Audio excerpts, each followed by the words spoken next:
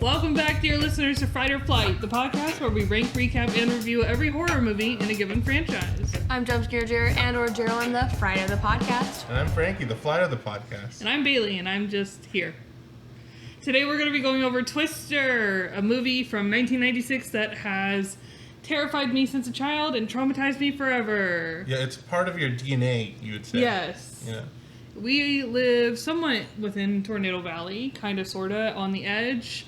So we are constantly, during the spring and early summer and sometimes fall, very tail end of a lot of severe weather where we can have tornadoes. Yeah, I wonder if this movie made a lot of people scared of tornadoes or like kind of created some kind of phobia for some people. Well, it did for me. I'm sure for people who live in Oklahoma and like true Tornado Valley, you know, it was more of like a, we understand what you're going through, and they were like, yeah, a movie about my lived experience. I could not imagine living over there. No. Me neither. I could not. No. Sorry, Oklahoma. I'm sure Nah. you're great. As far as like personal experiences with tornadoes go, I don't really have anything that's like too exciting or anything. I know like, you know, in my town, definitely a few tornadoes have ripped through the city. But like, as far as like my stuff's never been affected, or I've never like seen one. I don't think I've ever seen one really, like truly, with my own eyes. I've seen them in my nightmares. Oh, I have lots of nightmares of tornadoes. I used to have like on and off, like there was like weeks on end where I would have tornadoes and then it would alternate to zombies. And then sometimes it'd be zombies and tornadoes, and that was a fun combination. But, Zombie-nado. yeah, Zombie-nado. There's going to be a Cat-nado movie soon, and I'm excited God. about Wow. it personally. It's going to be fun. Do they all land on their feet? Hopefully, I hope. But when we just recently had one out of nowhere during the winter season, so that was not expected and definitely terrifying. And that was the first time I've ever seen one in person. And that was an F3 tornado that ripped through our city. And I was terrified because I was like, oh my God, I've never seen one in person. It just like, you know, was right in front of our area. And I was You saw like, it? Saw it. And it passed us. Yeah. It was terrifying, and that really like sparked a deeper fear that I didn't have before. Like I've always been like, oh okay, but I never really take them seriously because they would always, you know, kind of like not cry wolf, but they would always just be like, oh, there's gonna be like careful, there could be a tornado, and I'm like, oh okay, whatever, and I just like throw it out the window because typically I've never dealt with that, but because of that, now I take them all very seriously. Yeah, for sure. Because we didn't really get a lot of warning, so. Oh Yeah. man, and that's what this movie's about. Like it's about that. Like I think this movie, like we're talking about the tornadoes a bit, but it also has some like science involved and like some like humanity of like figuring out a technology that now we do get to, you know, reap the benefits of.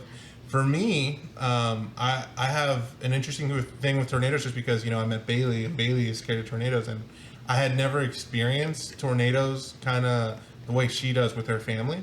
And maybe this goes out to say something about my family, in that, like, if there was a tornado now with Bailey and her family, like, they track the radar, they turn on Channels 5 News, they look out for the warning sign, they get into the bathroom, like, they take all those repercussions that they're always Depending on telling you to how do. serious it is. Right.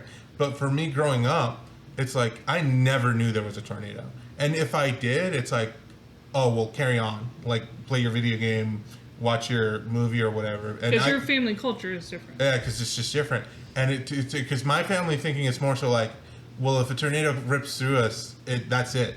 That's our time. We're just gone. Like, that's it. Like, we live in a trailer. You know what I mean? Like, that's just donezo for us. So I guess it's more so like, what's the point of worrying if it's just, if that's it? Well, there's some degree of that. Like, I feel like, at least in general, there is some level of, there's only so much that you can do. It's very much out of your control. So, I mean, I understand that way of thinking. I used to be very much like, oh, well, if it's my time, it's my time kind of way. But now I'm like, well, who's going to take care of my fur babies? Yeah, and I wonder maybe if I did see like a tornado like you experienced that other time that changed your perspective, maybe I'd go through the same thing. Yeah, it was terrifying. It's probably like our biggest like weather concern here. Like we don't get earthquakes. We're kind of landlocked for hurricanes. Mostly it's the tornadoes. Yeah, Tennessee does get earthquakes, but they're nowhere near as serious as like the West Coast. Yeah. In my experience, knock on wood.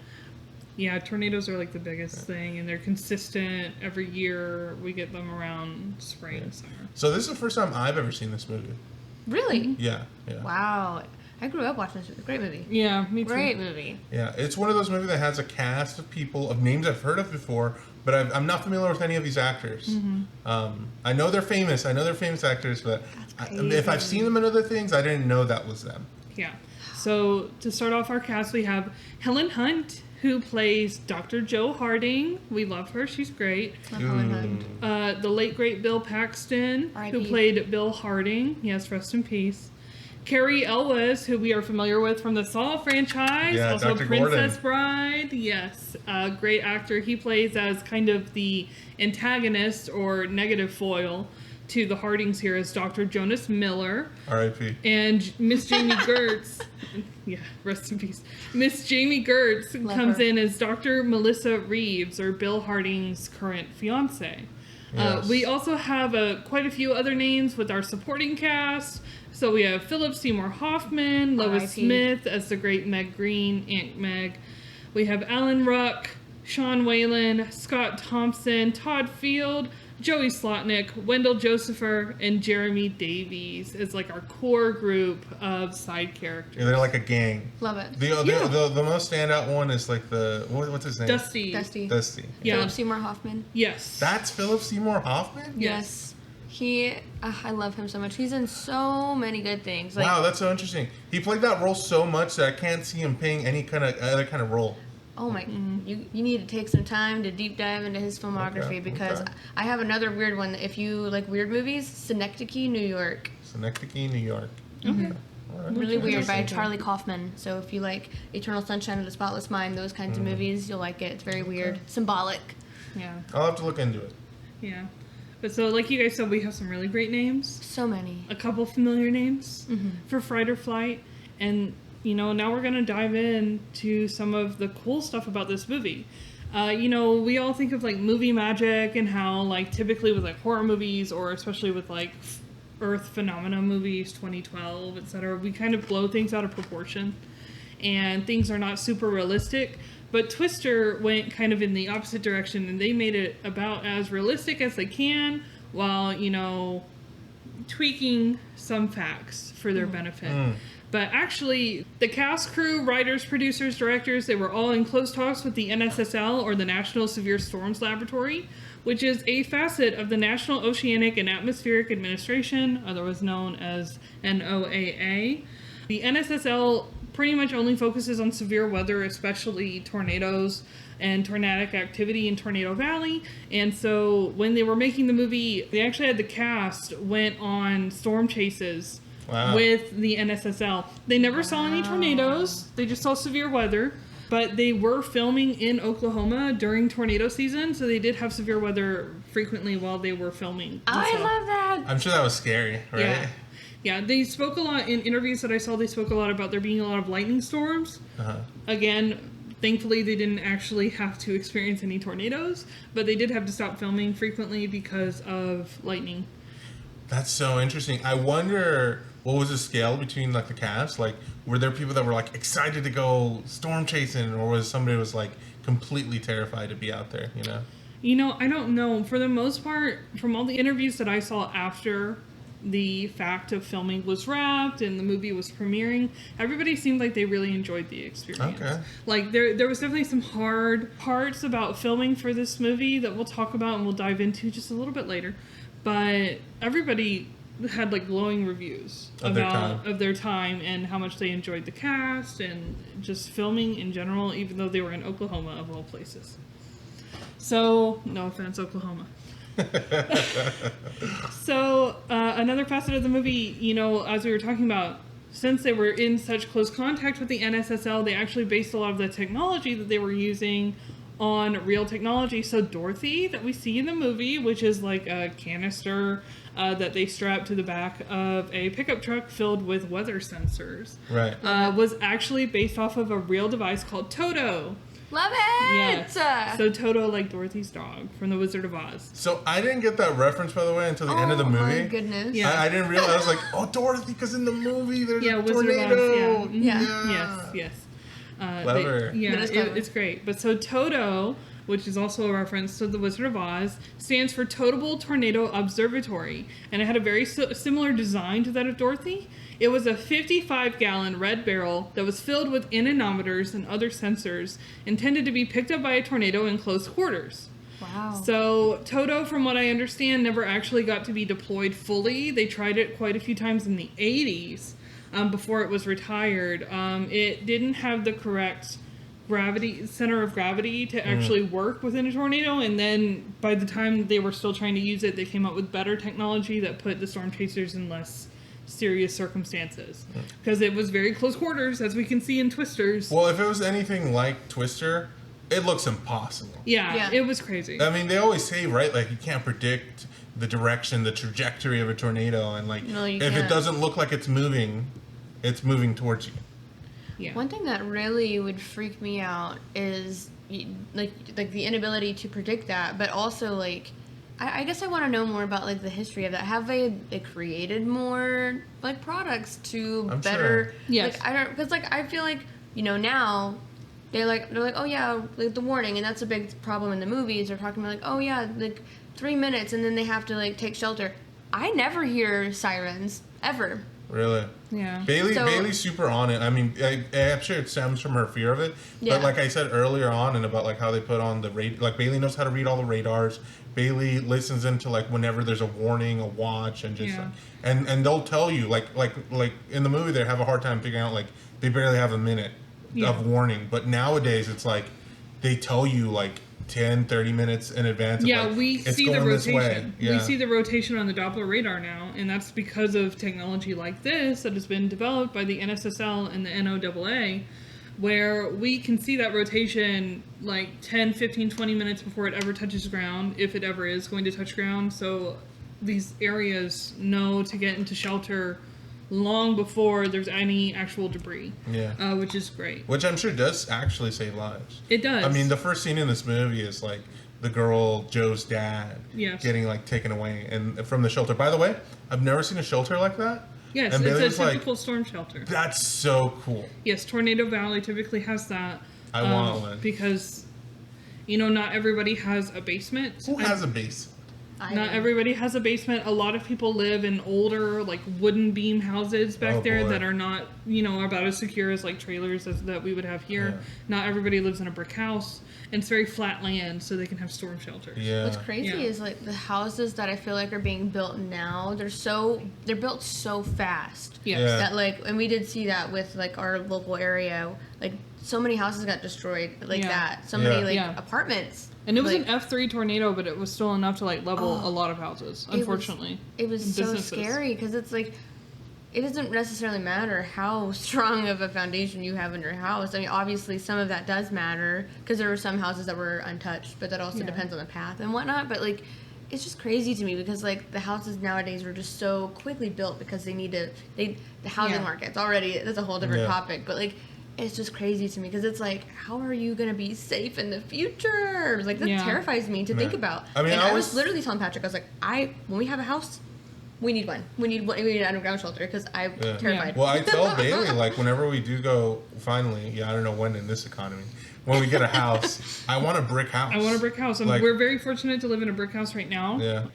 But so actually we have Dorothy and Dot 3, which are, Dot 3 is what Carrie Elvis's character has, like the competitor to Dorothy. Both of those are on display at the National Weather Center in Norman, Oklahoma, and they're actually next to Toto, the red barrel. So for our video listeners on YouTube, we will insert a little photo of that for you all to see, but I have it inserted for y'all to see right there. That's very cool. Oh, okay, yeah. Very, so very we can see all three of them. I think Patrick actually just recently told me, he was like, they have a Twister like thing at Universal, and he's like, I rode that, and I was like, oh really? That sounds really cool. And I was like, is it kind of like the thing that you go to like someplace and then you sit in like a thing, and then it's like, here's what a tornado would feel like? And he was like, no, it's way cooler. And I was like, it is way cooler. I was like, okay, I have to know. It's more of an experience. Oh, okay. Universal, I think, used to have like this, it was like a backstage Hollywood ride, or maybe that's Disney. I don't remember, but it's kind of similar to that, where it's showing off a lot of special effects. And it's very cool. You kind of get huddled into a room, and it's the drive-in scene from the movie where you're outside and you see the drive-in and you see. Oh my god. They're playing The Shining and they've got like the burger spot and stuff like that, and you see a twister come through using special effects. It is so cool. I highly recommend that you watch a video of it. I'm not sure if that ride is around anymore, unfortunately. I but hope so.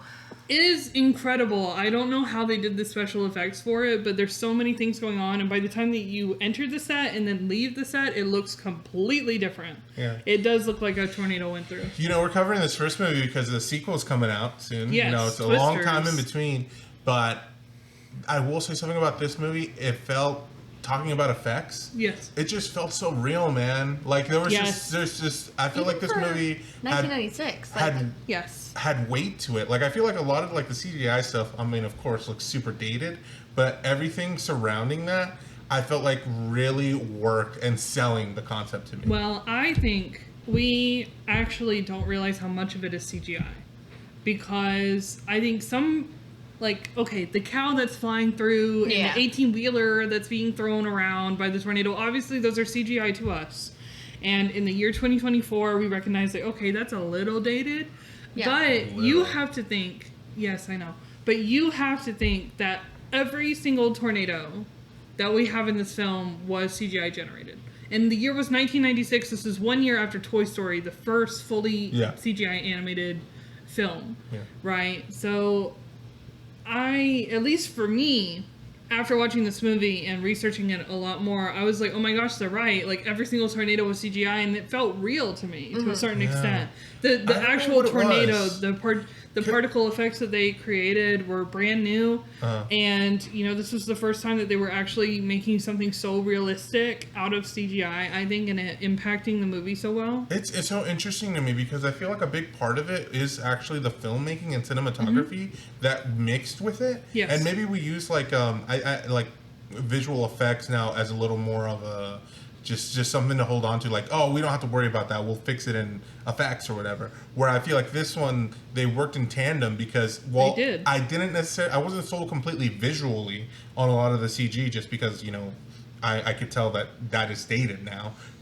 Mixed with everything else that they were doing as far as filmmaking is concerned, sold it to me. Yes. And when I say sell it to me, I mean it gave me a response, like a emotional response. I wonder if, like, had you seen this on, like, you know, a movie screen or something, like if that would have made you feel something different, because like Patrick and I have a pretty decent TV, and like I haven't seen this movie in so long, but I still felt like anxious watching it because I was like, oh, I don't remember what happens. Oh no! It's very effective as far as like tension goes. Like this movie features like sometimes movies take a decision one way or the other if you want to focus a movie on like the concept or if you want to focus it on the people. This one I feel like does it very good of intertwining that. It has a narrative focus on people, but it also just simply works as a tension machine, a tension creator. It does. Helen Hunt has described it as being like, well, I have a clip of her talking about this actually directly, and in the clip that we're about to play, she also talks about what the experience was like filming for a movie that had such huge CGI elements that were not on screen, and what that was like for her. Okay,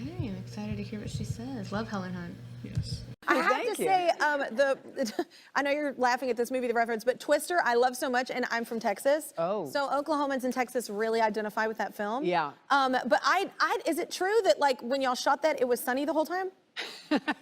It is true. The poor director, I mean... How did he do that? So he blasted a lot of light in our faces.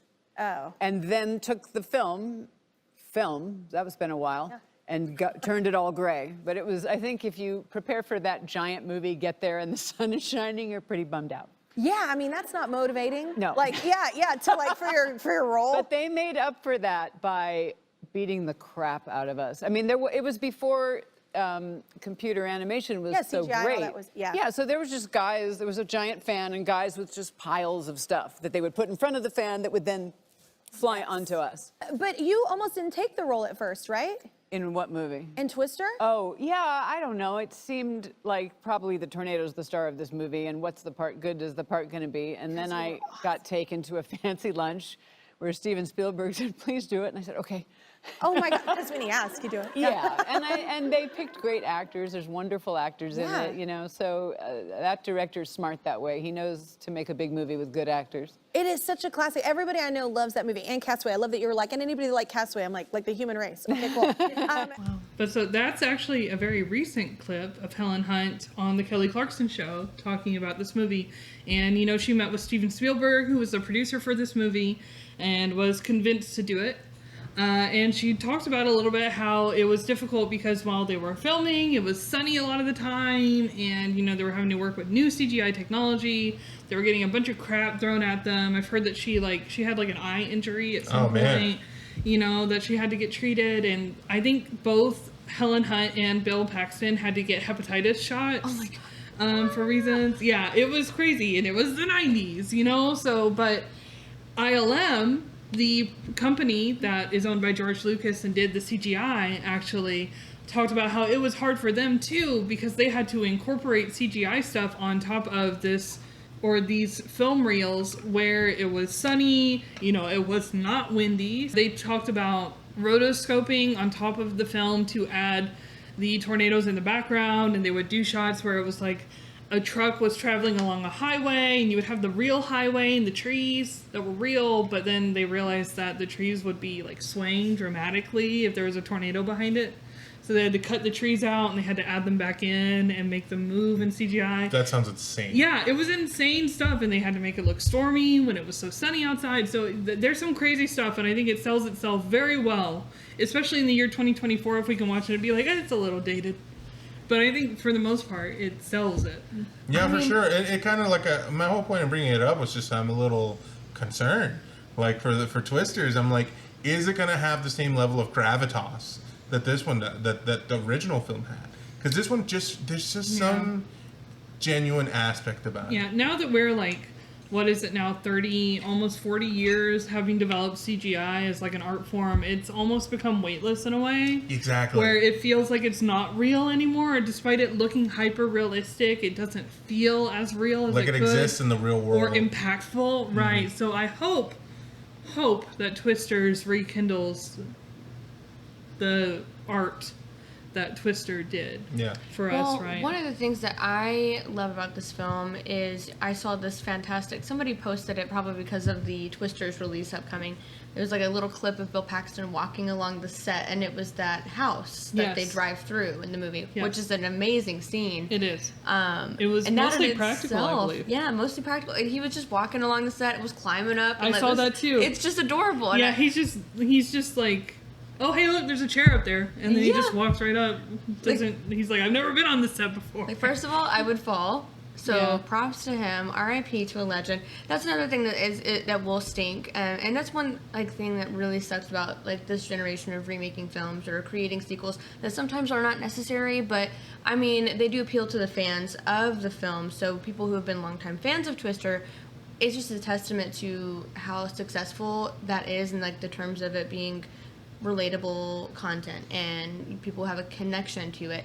And I think that if we had not had Helen Hunt, I don't know who would have done that part. Honestly, it's so hard to imagine, but I'm sure we would have gotten, I can't even imagine anybody else who would have done successful in that role. I love her in this role so much because not only is it a weather film, but that in itself is terrifying because it's natural disasters. Mm-hmm. You can't control it.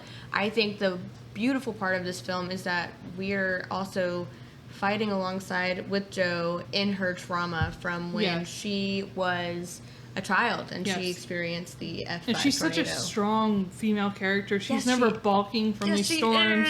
She's going straight for it. You know, I love Jo Harding's character in this, and Helen Hunt absolutely was the right choice. I saw in an older interview, I believe, right after this movie premiered, Helen Hunt was in an interview and they were saying that Jan de Bon, who was the director of this movie, directed the 90s sensation film Speed just a year or two before this movie came out. And they were saying in the interview, the interviewer was telling her, you could be the next, big female actor of the 90s because of this movie, because of Twister. And they felt like her acting was indicative of that. And I agree. I thought she did so well in Twister that it sold me on her as an actress, and like the no matter chemistry what. too, like I mean, just the whole story is just crazy. Like these, we've got great banter, great interactions. Banter. But not only that, you get Bill Paxton playing Billy or Bill, whatever he Bill was Harding. going, yeah.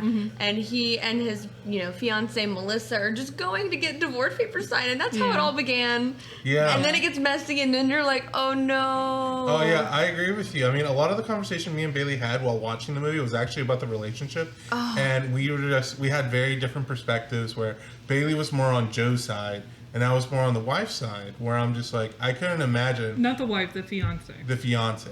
I couldn't imagine going somewhere and then your partner, who you're engaged to, meets your ex, and by the time you're out of the weekend trip, you're breaking up with them. Yeah. I'd be crying and shitting and throwing up if I were in her position. Yeah, so I felt pretty bad for her, and I thought I was a little like, dang, Joe's really trying to steal her man. What's funny is we were watching this, and Patrick was like, fuck her. And I was like, who? Joe? And he was like, nah, the other one. And I was like, oh my God. That sounds like Patrick. No, I don't think Melissa deserved to be dragged on like that. However, I blame more of Bill than I do Joe. Absolutely. I think Joe was maybe a little bit petty, but I think Bill was the one that was chasing after her the whole time, personally. I think it was mutual in the movie. However, I think Bill was being more of a homewrecker for himself. But also, like, the chemistry was just on fire. What do you do if you see that?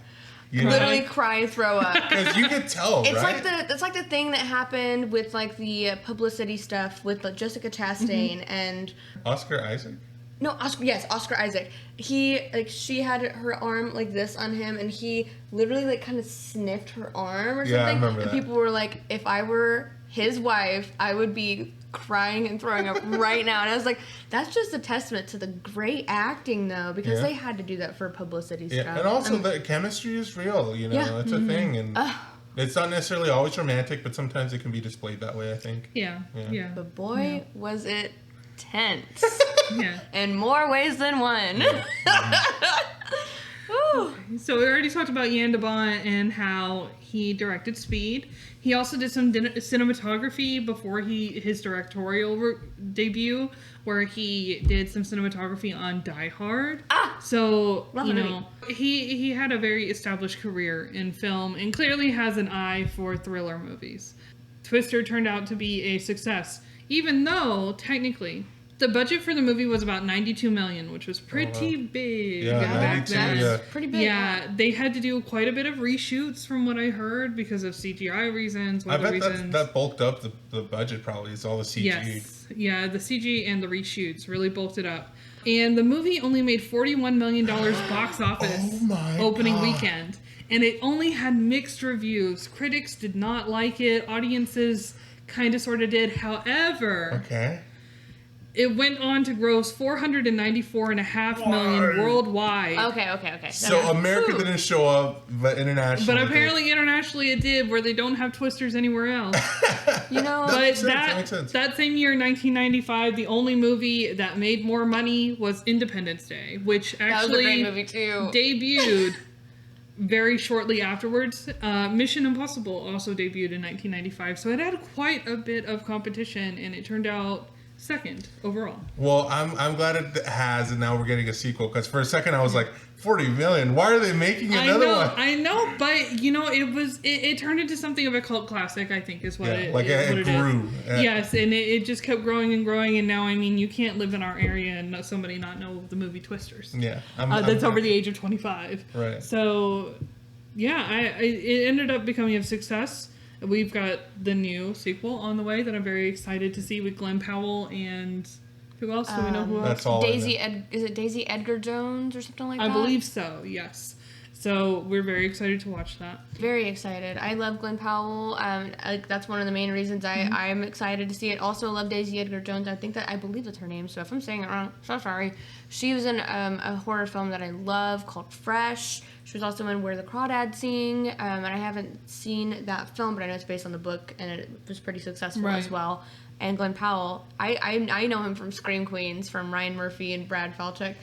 So I fell in love with him there, and I've just been following his career so far, and he's just great. I love him. Yeah, he's very much like, I just keep seeing another movie or two of him every year. I watched a movie today, not knowing he was in it. It was called a Snow Castle. It's like a military movie. Okay. But I watched him in another military movie like a year ago, of the Pacific, with Jonathan Majors.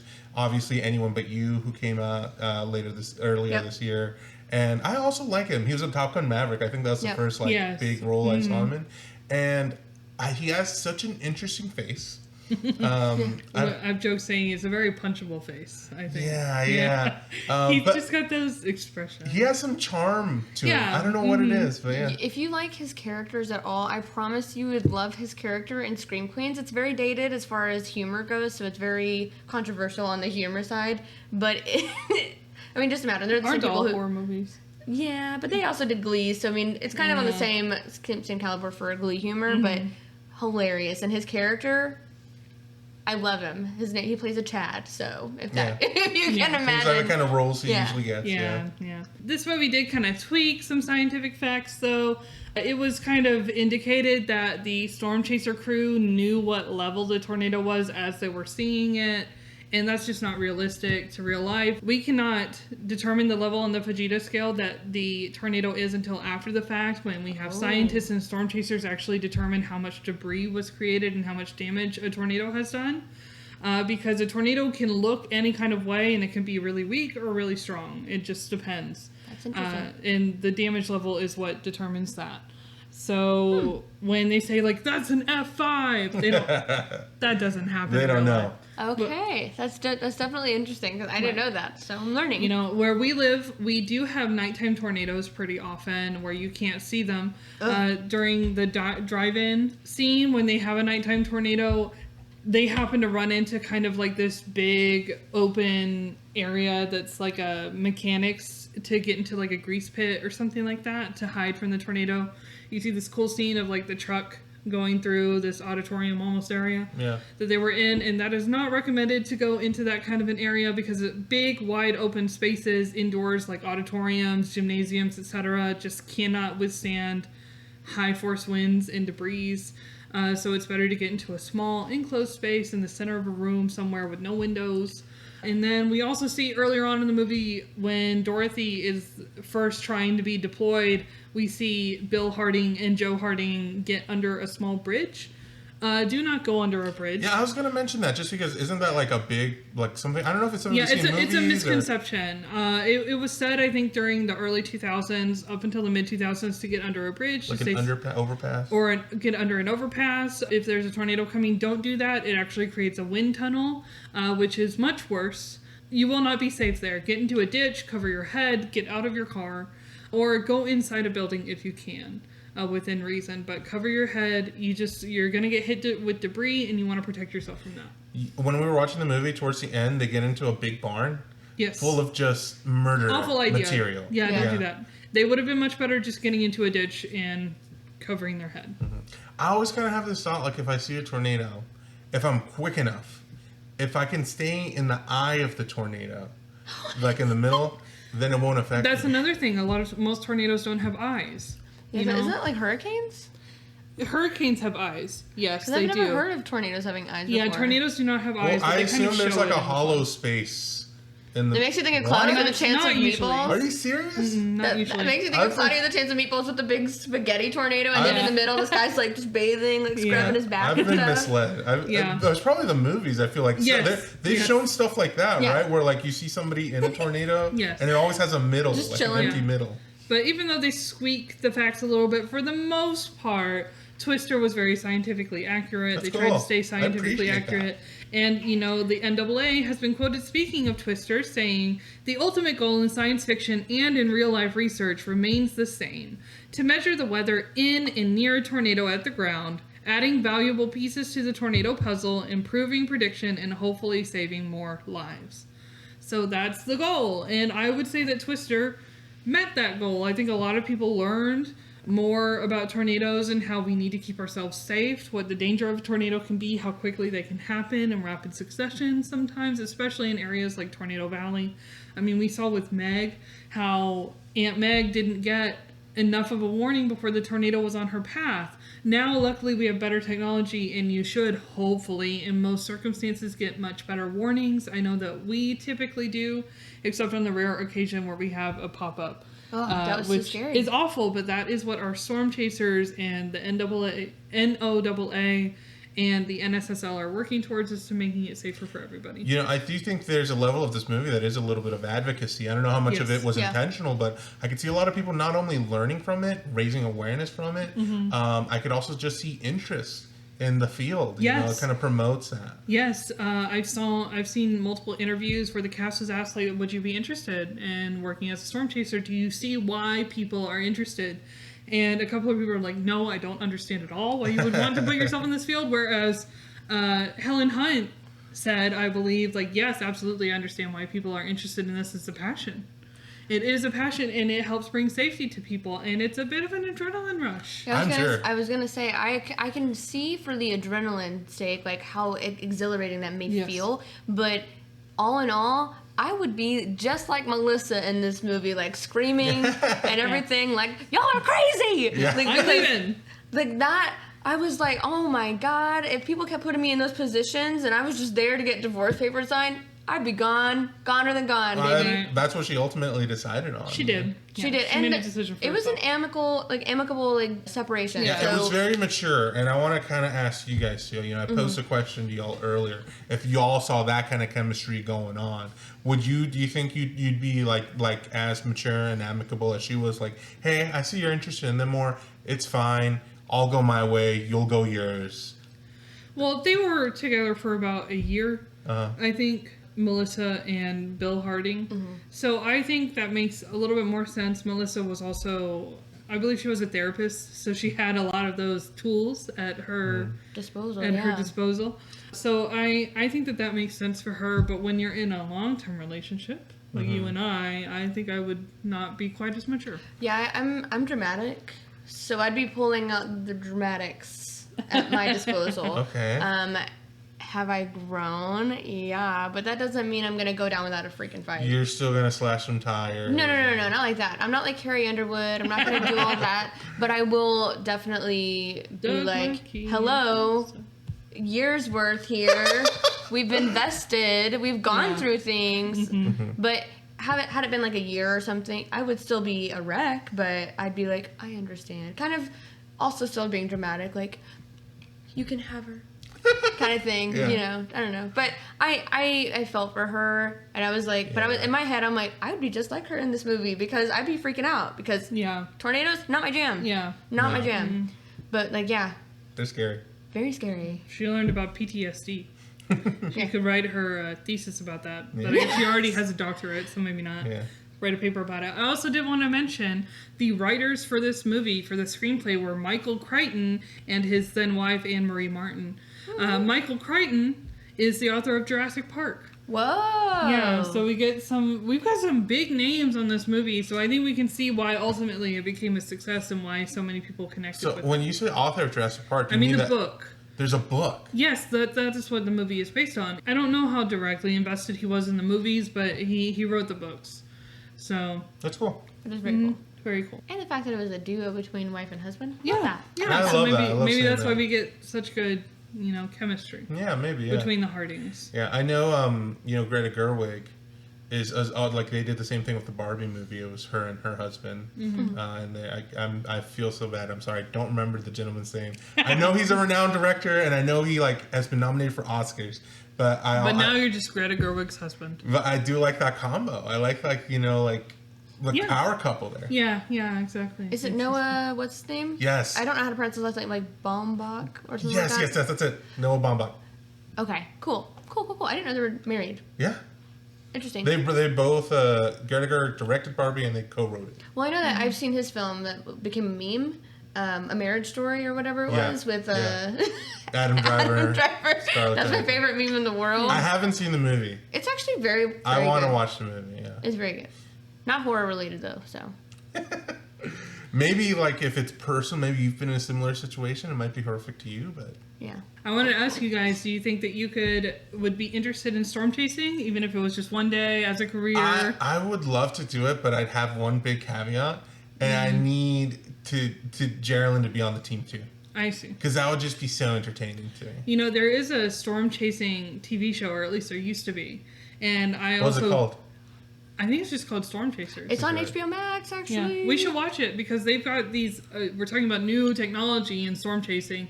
You know, their cars are like heavily reinforced. They drill themselves into the ground so they can be very close to tornadoes to get more information. They've got these giant antennas on the back to send information to like Doppler radars and weathermen and meteorologists. It is crazy. And now, of course, you can see them live streaming on Twitch or YouTube all the time. You know, I know quite a few weather YouTubers who talk about severe weather, and they have direct connections to storm chasers and show their live streams. I actually follow. I actually follow because of Patrick. He found one. I can't remember his name, but it's like Ryan something. Ryan Paul, y'all? Yeah. He's based out of Nashville, I think. Yeah. Really? Or close nearby to us. That's so neat. Yeah, I watch them. I go to them first instead of them. He's great. Yeah, he's great. But yeah, so we should definitely look into storm chasing a little bit more intimately now. We should do it. Like, we should just deck out our tiny little Kia Soul. Yeah. And then just go out into the wild. Maybe we'll see. I don't think so. I still have a phobia. But I like watching it on a TV screen. That's interesting to me. Because they've got a level of, separation there. Yeah.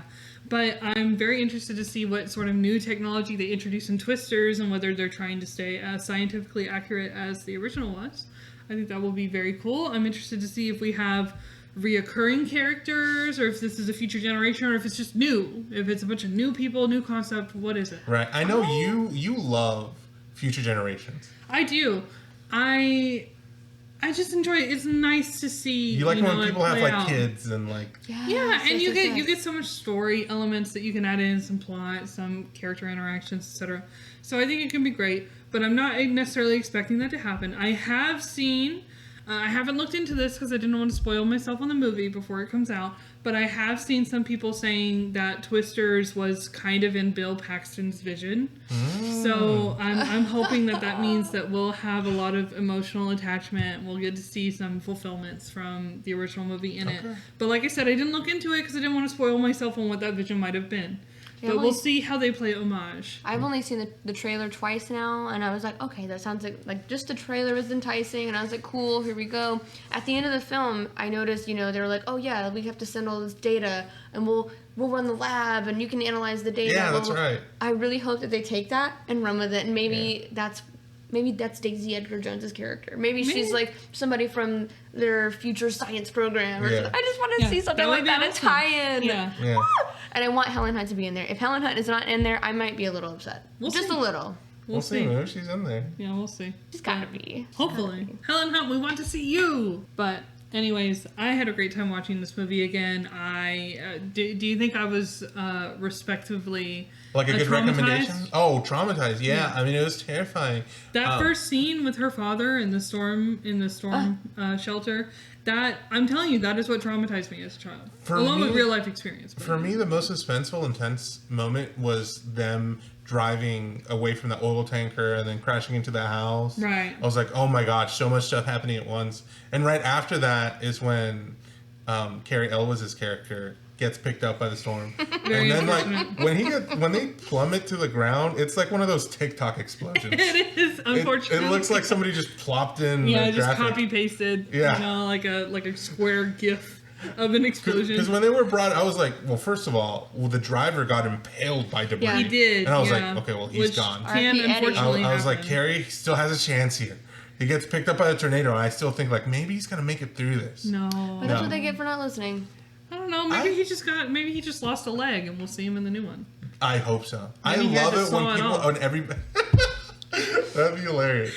I love that kind of reference. But yeah, I love the movie. I thought it was great. Yeah. Are we ready to rate it? I think so. This movie was very effective for me. Mm-hmm. Like, it really made me feel the things I wanted to feel. And it did it in a way that was very concise. Mm-hmm. And it was, not that it was absence of nuance, but I didn't really need all that. All I needed was to be scared of this tornado. Yeah. And then they threw in these compelling actors in it, too. Yeah. So, I mean, that made it all worth the while. And for me, it's an A. Yes, I agree with that. I think we're going to move on to Geraldine before I give my addition, I think, but I just would like to say that we saw in that clip that Helen Hunt was concerned initially about the movie being more about the twister and less about the actual actors, and that the actors wouldn't be the stars of the show. But I disagree. I think that the twisters take a backseat to, in particular, Helen Hunt and Bill Paxton, but also the stellar supporting cast. I think they did great. I mean, Dusty was an amazing character. Meg was an amazing character. And then our whole crew, it was just It looks so great. lived in, like so real. Like they're people that hang out with together and do this thing. And that a lot of the cast and crew have said that is because they got to spend time with actual storm chasers on a chase. They got to see how that chemistry worked in real life. I love that. So, yeah. It was great. For me, of course, I grew up watching this movie, always loved it. Rewatching it as an adult, fantastic. It still had the same effect. Where, I mean, especially seeing a tornado live in person, terrifying. And that was a big chunky boy. Yeah. So I was like, oh, like if I saw these in person, I'd simply shit myself. And I know this is TMI, but like seriously, they're terrifying, and you can't control that. One thing that I will say, like the compelling opening scene that we talked about as well, kind of getting to know Joe's character and her motivation as well. I didn't notice until the second watch through because I had to like restart it because it was like really quiet for whatever reason. And so I restarted it and I was like, oh my god, that's a young Alexa Vega from Spy Kids. It is. And it was very fun because I was like, oh my god, she's such a baby. Yeah. But that was fun. Crazy opening sequence by Dad, you know, R.I.P. Yeah. And then now we get to see why she's so the way that she is and wants to help others to have more of that warning. It's a flip of the what we would traditionally assume would happen with a female character who is traumatized. Instead of being terrified of this and then overcoming her fear, she's intrigued. She's going directly into it from the get-go. She is the leading lady of this entire movie, and she is the one driving the plot because she is driving into the center of those tornadoes. A different iteration of this movie would be like, oh, I'm scared of tornadoes. And then I'm the only one who can do it. And the man comes in and kind of like helps her. But I love that they're both like scientists and they're both like head to head and they both argue and stuff. I mean, it also makes the chemistry much more rich and intense, but it's just so good because she's like so determined, and I think it makes it more lovable. And of course at the end we get that happy ending, and even though everything's destroyed, it's fine kind of thing. They'll come together. You know? I'm glad they put a little time on the dog and like, go get the dog. I was gonna be upset. I was like, what about the dog? Because I don't know why. It's just as an adult, I'm like, I don't care about the people. I need the animals to survive. Right. And they do. They do. Except for we don't know what happened to the cows, but I'm just going to assume R.I.P. cows. But they were fake cows, so it's okay. Yeah. You know, I think it's funny that you see the cows fly by, and then Bill and Joe get out of the car, and they're just walking. And they're just like, just hang on to the pipes. Hang on to the pipes or whatever. We won't fly away. Yeah. But the cows will. Yeah, no big deal. It's very silly. But movie magic, you know. Yeah. I think suffice to say, I give it an A2. It traumatized me, but I still love the movie regardless. It's definitely a 90s movie. It's definitely got some of those writing tropes in it. I do think some of the male characters could be just a little bit stronger, but I think they're very appealing, very charming, very fun. And I think all together, everything, the plot, the characters, including the side characters and the supporting cast, the CGI and effects, special effects mixed in with that, the perfect merger of CGI and special effects or practical effects. I think it's just a fantastic movie, and I think it's great. I think it's been deserving of a sequel for a while, and I'm excited to see what they do. I hate that they wait 30 years for sequels now. It's kind of disappointing. But at least I don't know. It. I think it's one of those things like you usually say, like, they don't need to make it's not necessary. And so, like... It's so tough, because on one hand, I'm appreciative, but on the other hand, I'm like, it's not necessary, but then I'm still going to be seated.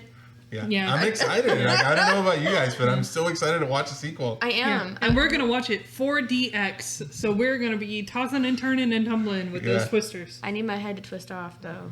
If it don't, I'm going to be disappointed. Be like, damn, it wasn't a good twister, but whatever. But so they better sell it to us. We better feel like we're in the middle of a twister. And I hope to see all you guys there, too. I need my popcorn to, like, shake out of my hands kind of thing. You're going to have to eat that during the trailers, right? Yeah. No problem. I'm always halfway through by the time the trailers are done anyway. Yeah, but it's going to be great. It's going to be Jared's first experience in 4DX, actually. Yeah. So I anticipate it's going to be a great episode, so you should check it out next week when it comes out. Yeah, you should. You absolutely should. I'm excited. And then also, don't forget, during Twisters, you can also have your periods, so... Your periods don't have to suck even if a Twister's barging its way down your street. That's true. We are supported by Vampons, the vampire tampons, who will make your periods that much better. And they don't have any history of any toxic chemicals as other like competitive brands do, so you could use these safely. Yes. And they're eco-friendly and BPA free and all of the things. So cruelty free. And aren't they FHA and FSA eligible? FSA, HSA eligible, yes. Yes. So they're also, like Jared said, they're eco-friendly. You can get refills for your packages. You don't have to be wasting plastic. They're good for the earth, good for the economy. Good for America. Good for vote Vampons. And use code FrightFlightPod for 10% off your first order. Yes. We'll see you guys next time. Make sure you check out our new episode on Twisters next week. Bye. See you next time. Bye. Bye-bye. Thank you for listening to Fright or Flight, a Live Oaks Village production. This episode was hosted by Geraldine Johnson and Saul Alberto Arizmendi Ochoa, edited and produced by me, Bailey B., and music composition by Saul Alberto Arizmendi Ochoa.